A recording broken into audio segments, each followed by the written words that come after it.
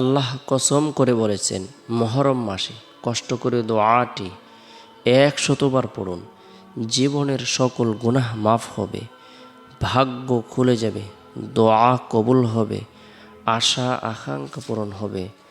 মুহররম মাস আল্লাহ পাক রব্বুল আলামিনের মাস। মুহররম মাস অত্যন্ত বরকতপূর্ণ একটি মাস, ফজিলতপূর্ণ একটি মাস, মাহাত্ম্যপূর্ণ একটি মাস, তাৎপর্যপূর্ণ একটি মাস। আল্লাহ পাক রব্বুল আলামিন আসমান জমিন সৃষ্টির সূচনা লগ্ন থেকে 4টি মাসকে আল্লাহ তাআলা সম্মানিত করেছেন, মর্যাদা প্রদান করেছেন, বিশেষ ফজিলত দান করেছেন। আল্লাহ তাআলা বলেন, ইন্না ইদ্দাতাশ শুহুরি ইনদাল্লাহি 12 শাহরান ফি কিতাবিল্লাহি ইয়াওমা খালাকাস সামাওয়াতি ওয়াল আরদা মিনহা আরবাআতুন হুরুম ذلك الدين القيم فلا تظلموا فيهن أنفسكم وقاتلوا المشركين كافة كما يقاتلونكم كافة واعلموا أن الله مع المتقين। নিশ্চয় আল্লাহর বিধান ও গণনার মাস 12টি, আসমানসমূহ ও পৃথিবীর সৃষ্টির দিন থেকে, তন্মধ্যে 4টি সম্মানিত, এটি সুপ্রতিষ্ঠিত বিধান। সুতরাং এর মধ্যে তোমরা নিজেদের উপর অত্যাচার করো না, মুশরিকদের সঙ্গে তোমরা যুদ্ধ করো সমবেতভাবে, যেমন তারাও তোমাদের সঙ্গে যুদ্ধ করে যাচ্ছে সমবেতভাবে। আর মনে রেখো, আল্লাহ মুত্তাকিদের সাথে রয়েছেন। সূরা তাওবা আয়াত নং। মুহররম শব্দের অর্থ নিষিদ্ধ, সম্মানিত, মর্যাদা সম্পন্ন। হিজরি সনের প্রথম মাস হিসেবে মুহররম মাসের গুরুত্ব, তাৎপর্য অনেক বেশি। মুহররম মাস এটি আল্লাহ পাক রব্বুল আলামিনের মাস। মুহররম মাসে পৃথিবীর ইতিহাসে অনেক ঐতিহাসিক ঘটনা সংঘটিত হয়েছে। বিশুদ্ধ বর্ণনা মতে পবিত্র আশুরার দিবসে আরাফার ময়দানে হজরত আদম আলাইহিস সালামের তওবা কবুল হয়েছিল। এদিনে হজরত নূহ আলাইহিস সালামের নৌকা মহাপ্লাবন শেষে যদি পাহাড়ে এসে আটকে যায়, এদিনে হজরত মূসা আলাইহিস সালাম ও তার সম্প্রদায় বনি ইসরায়েলের জুলুম নির্যাতন থেকে, ফেরাউনের জুলুম নির্যাতন থেকে মুক্তি পান এবং ফেরাউন সদল বলে পানিতে ডুবে ধ্বংস হয়ে যায়। এছাড়াও অনেক ঐতিহাসিক ঘটনা এদিনে সংঘটিত হয়েছে। ঈমান ও কুফুরের লড়াই হয়েছে, হক ও বাতিলের দ্বন্দ্ব সংঘাত হয়েছে।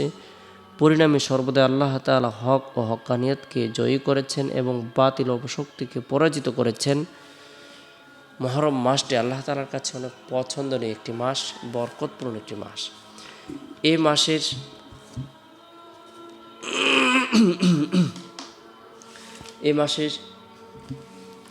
এ মাসের বিশেষ গুরুত্বপূর্ণ আমল হলো এ মাসে বেশি বেশি করে নফল রোজা রাখা। রাসূলুল্লাহ সাল্লাল্লাহু আলাইহি সাল্লাম ইরশাদ করেছেন, আফদালুস সিয়ামি বা'দা রমাদান শাহরুল্লাহিল মুহাররম।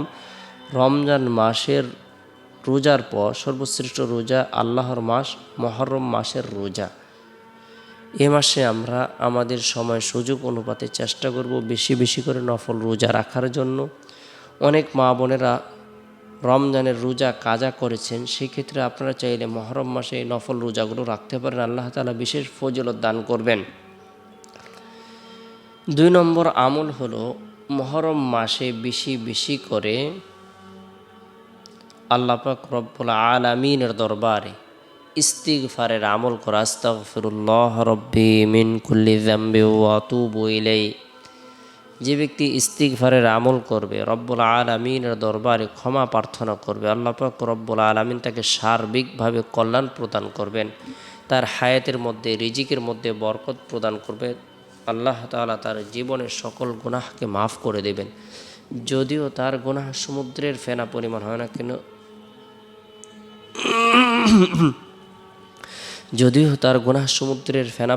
না কেন তবু আল্লাহ পাক রব্বুল আলামিন তা মাফ করে দেবেন। ইস্তিগফারের আমল এমনই বরকতপূর্ণ এবং ফজিলতপূর্ণ আমল, যে আমলের মাধ্যমে আল্লাহ পাক রব্বুল আলামিন বান্দাকে এত বেশি কল্যাণ প্রদান করেন যা তার ধারণার বাইরে। আল্লাহ তাআলা বলেন, ইরসিলিস সামা আলাইকুম মিদরারা ওয়া ইমদিদকুম বিআমওয়ালিন ওয়া বানিনা ওয়া ইয়াজআল লাকুম জান্নাতিন ওয়া ইয়াজআল লাকুম আনহারা। তিনি তোমাদের উপর অজস্র বৃষ্টিধারা ছেড়ে দিবেন, তোমাদের উপর ধন সম্পদ ও সন্তান সন্ততি বাড়িয়ে দিবেন, তোমাদের জন্য সবুজ শ্যামল বাগ বাগিচা স্থাপন করবেন এবং তোমাদের জন্য নদী নালা প্রবাহিত করবেন। সূরা নূহ আয়াত নং 11 থেকে 12। আল্লাহ তাআলা আদেশ প্রদান করেছেন, ফাকুলতুস্তাগফিরু রাব্বাকুম ইন্নাহু কানা গাফফারা। তোমরা ঈমান এনে বিগত দিনের গুনাহের কথা স্মরণ করে, নাফরমানের কথা স্মরণ করে, অন্যায় অপরাধের কথা স্মরণ করে খাঁটি দিলে তওবার নিয়তে ইস্তিগফারের আমল করো। আস্তাগফিরুল্লাহ রাব্বি মিন কুল্লি যামবিন ওয়া আতুবু ইলাইহি।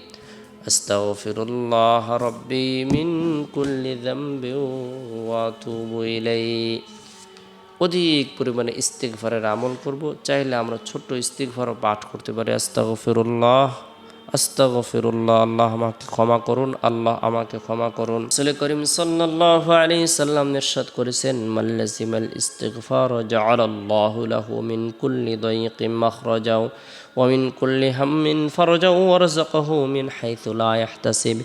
যে ব্যক্তি ইস্তিগফারকে আঁকড়ে ধরবে, অর্থাৎ এখন ও ইখলাসের সাথে বেশি বেশি পাঠ করবে, আল্লাহ তাআলা তাকে প্রত্যেক সংকীর্ণতায় প্রশস্ততা দান করবেন এবং প্রতিদিন দুশ্চিন্তা থেকে বাঁচার ব্যবস্থাপনা করে দিবেন। আর তাকে এমন জায়গা থেকে রিজিকের ব্যবস্থা করে দিবেন যার ব্যাপারে তার কোনো কল্পনাও ছিল না, ধারণাও ছিল না। সুবহানাল্লাহ। তাই ইস্তিগফারের আমল করব। মুহররম মাসের গুরুত্বপূর্ণ একটি আমল হলো অধিক পরিমাণে নফল রোজা রাখা। এর পাশাপাশি বিশেষ করে 10 মুহররমের রোজা রাখা, অর্থাৎ আশুরার রোজা রাখা। রাসূলুল্লাহ সাল্লাল্লাহু আলাইহি সাল্লাম ইরশাদ করেছেন, সিয়ামু ইয়াউমি আশুরা ইন্নী আহতাসিবু আলাল্লাহি আন ইউকাফফিরাস সানাতাল্লাতী ক্বাবলাহু ওয়া সানাতাল্লাতী বা'দা। আমি আল্লাহ তাআলার দরবারে আশা রাখি যে 10 মুহররমের রোজা তার পূর্ববর্তী ও পরবর্তী 1 বছরের গুনাহের কাফফারা হবে। সুবহানাল্লাহ।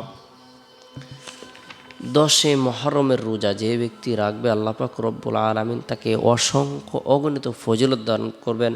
হযরত আব্দুল্লাহ ইবনে আব্বাস রাদিয়াল্লাহু তাআলা থেকে বর্ণিত, হযরত নবী করিম সাল্লাল্লাহু আলাইহি সাল্লাম ইরশাদ করেন, যে ব্যক্তি মুহররম মাসের আশুরার রোজা রাখবে, আল্লাহ তাআলা তাকে 10,000 ফেরেশতার সওয়াব দান করবেন।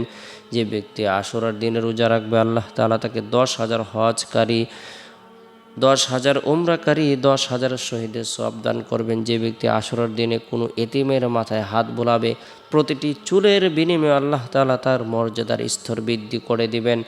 আশুরার রাতে যে ব্যক্তি কোনো মুমিনকে ইফতার করালো, সেই জন্য উম্মতে মুহাম্মদের সকলকেই ইফতার করাইল। সুবহানাল্লাহ। আশুরার দিনের তাৎপর্য, আশুরার দিনের ফজিলত, আশুরার দিনের মাহাত্ম্য, আশুরার দিনের বরকত অনেক বেশি।